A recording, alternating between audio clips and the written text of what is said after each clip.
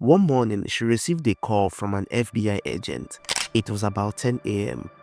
The agent assured her that the scammers have been caught and she could get all her money back if she sends $5,000 in Bitcoin. But hold on, let's take it back to late September 2022.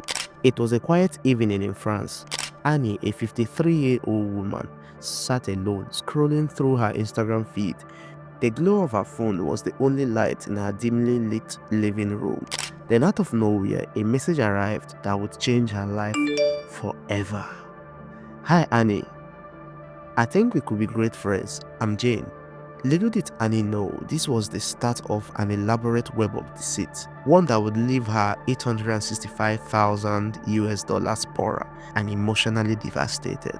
At about 8:15 p.m. on a chilly September evening, Annie replied to Jane.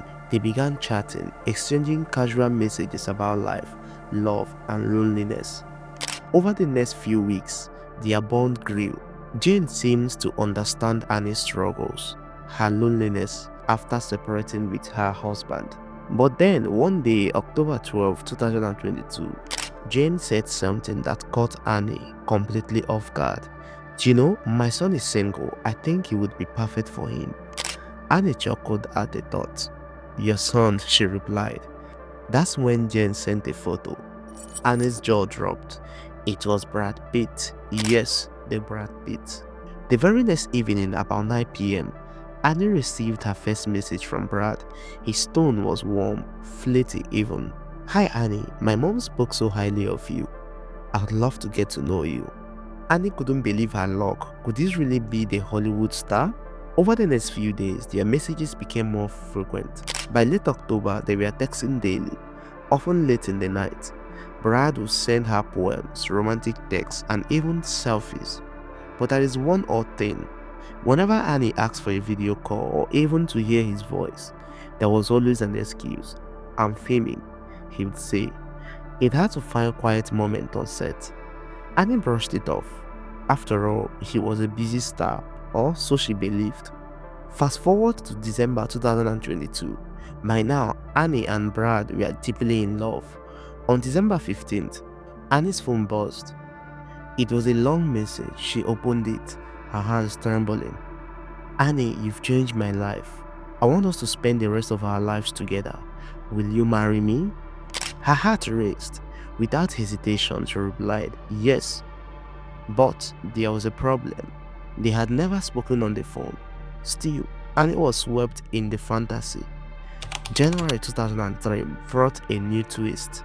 On a diary Tuesday, Annie received a message from Brad. He claimed to have bought her luxury gifts, designers handbags, jewelries, and even more. I shipped them to you, he wrote, but there is an issue with customs. An email soon followed. It was from a custom agent asking for $5,000 in import tax. Annie hesitated but paid, trusting Brad. Days turned into weeks, but the gift never arrived.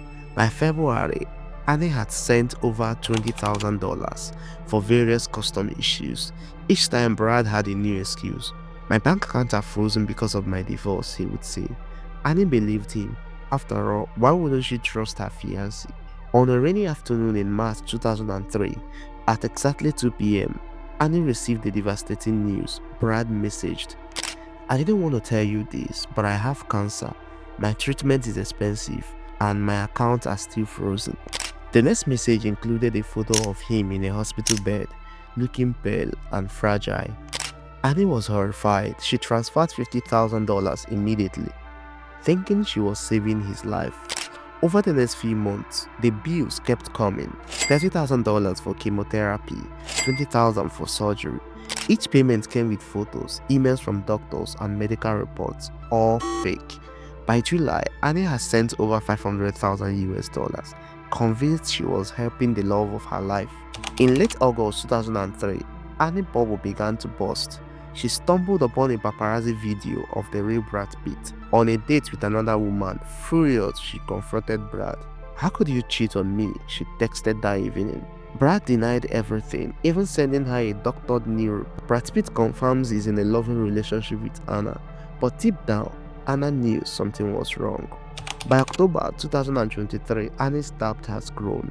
Then, one morning, she received a call from an FBI agent. It was 10 a.m. The agent assured her the scammers had been caught and she would get her money back if she sent $5,000 in Bitcoin. This time, Annie didn't fall for it. She went to the police, finally realizing the horrifying truth. She had been scammed for over a year and a half. In total, Annie has lost over $865,000 to these criminals. Her dream of love turned into a nightmare. Annie's story is a painful reminder of how sophisticated online scammers have become. The scammers used AI-generated images, fake calls, and even fake news articles to convince her. Remember these three things. Never send money to someone you've never met in person.